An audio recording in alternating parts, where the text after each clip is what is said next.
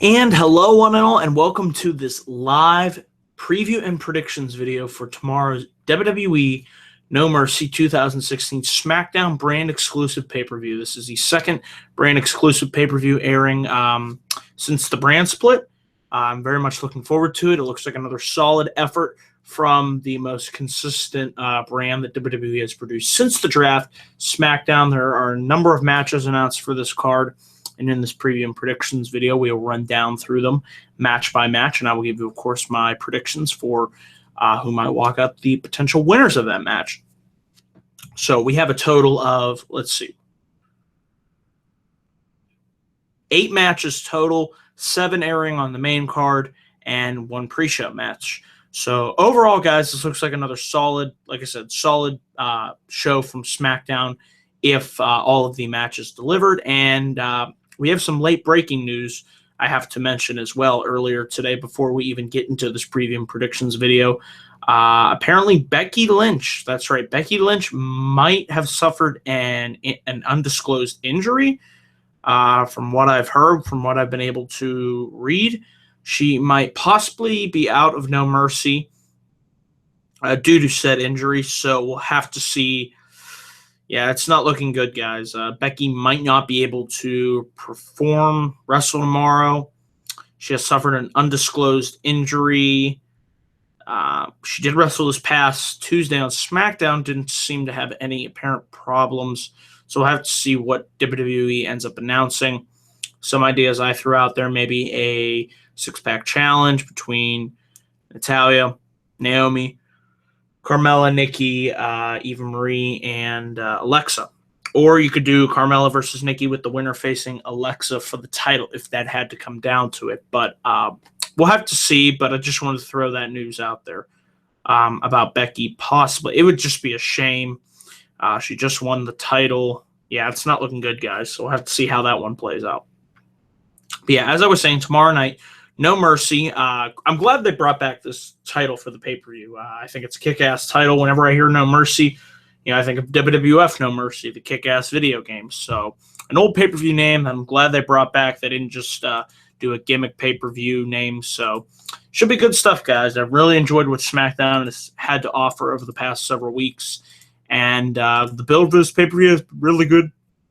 Really solid. So let's hope tomorrow night SmackDown is able to once again deliver. So without further ado, folks, let's get into my full thoughts on the pay-per-view. Let's run through these matches. So the first match, we have Jack Swagger versus Baron Corbin on the pre-show. Not really too interested in this match.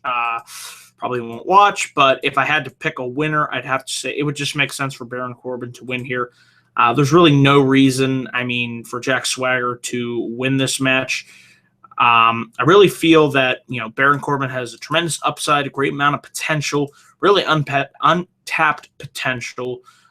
So we'll have to see where they go from here. I'd really like to see him eventually get a match on the main show and on the main card, I have to say, because somebody tell me, has he had a match yet on the main card for the main roster? It seems to me like he's always been in the pre-show match. So we'll have to see. Thank you for tuning in live. If you guys are watching, I really appreciate it. But yeah, Baron Corbin, I think it's safe to say, will beat Jack Swagger, seeing as how what they did this last Tuesday on SmackDown with Corbin surprisingly losing. The ref said he tapped out. So I think Corbin gets the win back here and hopefully moves on from Jack Swagger onto bigger and better things. So yeah. The next match we have here this is the main card. Curt Hawkins is going to be making his debut against an opponent to be announced. Easy pick here. Curt Hawkins with the win. If he's going to finally ever debut, they've been hyping up his return forever now. They're doing these Curt Hawkins, Chuck Norris style vignettes. So they're kind of entertaining a little bit, So we'll have to see where they go with him once he officially makes his debut for SmackDown. But yeah, I think it's safe to say that Curt Hawkins will be able to come out this match with a win. Whoever he ends up facing will probably be some local jobbers. So yeah, Curt Hawkins with the win here. So now let's get into the matches that I am really looking forward to. Now let's start with Nikki Bella versus Carmella. like I said, this is going to be very interesting. Seeing is how Becky Lynch might potentially be out with an injury. We'll have to see how things play out. So that really makes this, that much more unpredictable. If this match will take place, if they end up changing plans, we don't know at this point. But putting all of that aside and looking at this just as a straight up match, I really think it would make sense here for Carmella to come out with the win. I think she would benefit more from the win if you have this feud between her and Nikki. Obviously, it is in infancy phases. If Nikki just beat her, that would really, to me, just be like, okay, then that kind of would just be the end of it. Nikki gets her revenge. But if you make Nikki work for getting that win, that elusive win over Carmella, it gives Carmella a credible win over, the longest reigning Divas champion, and it's just a win-win for all involved. It really helps establish Carmella in this feud. So, I've enjoyed Carmella since the heel turn, and I hope to see her come out with a win tomorrow against Nikki Bella. So my pick is Carmella with the win. Should be a good match. The next match on this card, we have Bray Wyatt versus Randy Orton. And guys, I can't say it enough. And, I'll say it tomorrow night when I live tweet during the show. Bray Wyatt needs to win this match. I'd love it if Bray Wyatt won this feud, because I'm worried that Randy Orton's just going to beat him and Bray Wyatt's just going to lose. And just like he loses again and again and again and again. I mean, guys, tell me the last time that Bray Wyatt won a match. I mean, I honestly can't. It's been that long. I mean, at least it's felt that long. He deserves better. But I'm worried that, the Orton will be chasing, Styles next for the title. So it seems to me that they would have Orton go over on Wyatt here. I hate to see that happen because, like I said, Bray deserves much more. He's a hell of a talent. He's just been marred by poor booking. I mean, this year for him has just been really god-awful. So I'd like to see Bray get the win here, but I'm very doubtful. So if I had to make a prediction here, it's just like poor Bray, can't catch a break. I want him to win, but I really think Randy Orton's going to walk out with the win here, and I don't know where they go with Bray Wyatt from here, but hopefully they have a plan for him. I'd really like to see a babyface turn for Bray Wyatt. I really think that would be the necessary next step that he needs to take, but we'll have to see how things play out this tomorrow night. So, yeah, I'm picking Orton to go over in that match. We then move on to the SmackDown Live Tag Team Championships. Should be a good match between Heath, Slater, and Rhyno versus the Usos. They had a good match at Backlash, and I'm sure they will just have a match that is just as good at WWE No Mercy. Now, this one's going to be interesting. Slater and Rhyno, they've been champs for roughly a month now? Almost coming up on a month. But I really think the Usos are going to be the ones to walk out with the win here. Why do I say that? Well, you got Gable and Jordan. I think the idea is to put the belts on the Usos, and you have Gable and Jordan, as I've been saying, they're going to be chasing for the SmackDown Tag Team Championships. I think it would be a good chase. Really love the way that they built the Usos up as heels. And, likewise, I think, while I do like Slater and Rhyno as a team, whatever they have planned for them going forward, I'm interested in seeing. But I really think that tomorrow night will be the night that the Usos beat Slater and Rhyno, hold those titles, and Alpha begins the chase for those titles. So that should be good stuff. I'm really looking forward to the feud between Alpha and the Usos continuing. Should be good stuff. So, yeah, my pick is the Usos to win the SmackDown Tag Team Championships. We move on to what is scheduled to be Becky Lynch versus Alexa Bliss. And like I mentioned at the top of this predictions and preview video, we are unsure if Becky Lynch is going to be able to compete. However, assuming that she is going to be able to compete, I'll throw out my prediction right now. As it stands, I was originally predicting Becky Lynch would walk in and walk out as SmackDown Women's Champion. The fact being that Becky just won the SmackDown Live Women's Championship, and I just don't see her dropping it this early. No offense to Alexa, I'm a huge Alexa Bliss fan, and she definitely will deserve to be. She will be a future SmackDown Women's Champion, no doubt. She's got the talent. She's got the nastiness, the mean streak in her that I enjoyed seeing on NXT, and so happy that she's definitely getting the time to shine. And if this match is going to take place, I know they can go in there and have a damn good match. But if Becky's healthy, I just don't think now would be the time for her to lose the title, considering she only won it a month ago. I think she would have a long reign as long as she's healthy. So going with Becky Lynch to retain the women's championship should be a really good match if it can happen. We then move on to the two most anticipated matches on this show. This is probably my most anticipated match. I love what they've been doing between Dolph Ziggler and The Miz. This has been the best feud on WWE TV, for the past couple weeks. I love the fact of just The Miz being this arrogant, cocky, son of a bitch, coward, hides behind his wife. He thinks he's the greatest thing since sliced fucking bread, and Miz is killing it. And I really like the way that Ziggler has come at a crossroads, and he's now decided, we got to up the ante here. What do I have to do in order to get another championship match? There's only one thing that he can do, folks, and that is he put his career on the line. It's career versus title. If Ziggler does not win the Intercontinental Championship, that's it. It's over. This is a really tough one to pick because this match can honestly go either way. I could either see The Miz continuing on his never-ending Intercontinental Championship reign. What are we on day? I can't even remember now, but it's up there. He's on a long run as Intercontinental Champion. I wouldn't be surprised if Ziggler lost and maybe took some time off and eventually came back. There are rumors of his contract potentially being up. So we'll have to see. This is a really tough one to pick. I'd like to see Ziggler win. But I don't know. It's tough because they do need people on SmackDown. And would you really?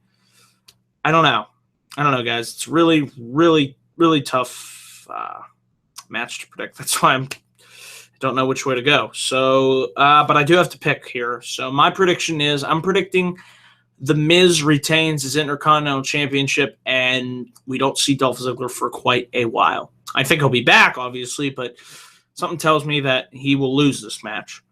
Be a damn good match.